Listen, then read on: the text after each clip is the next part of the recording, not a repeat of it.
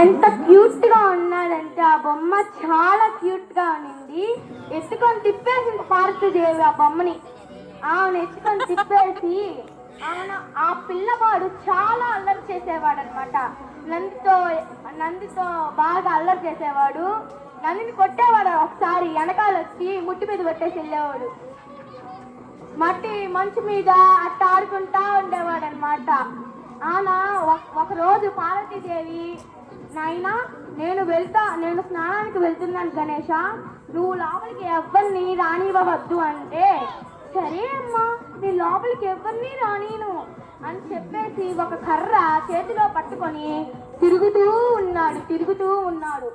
ఆ తరువాత శివుడు వచ్చాడు. నాయనా నన్ను వదులు అన్నాడు.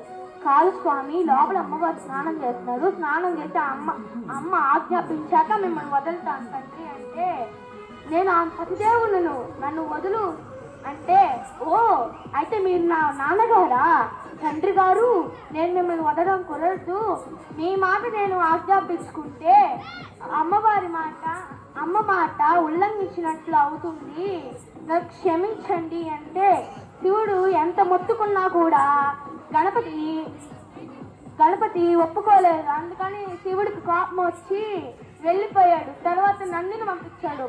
నంది, నాకు కోపం వస్తుంది, వెళ్ళి వాడిని ఎట్లాగైనా ఒప్పించు అంటే, నంది వెళ్ళి సరే నాయన అని పోయి చెప్పాడు.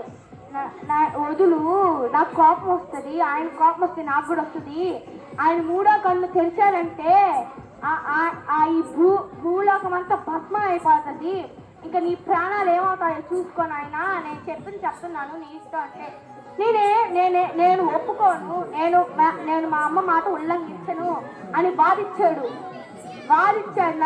నందితో వాదిస్తే వల్ల నందికి కూడా కోపం వచ్చింది. ఆమె వెళ్ళి శివయ్య చెప్పాడు, శివయ్య నా మాట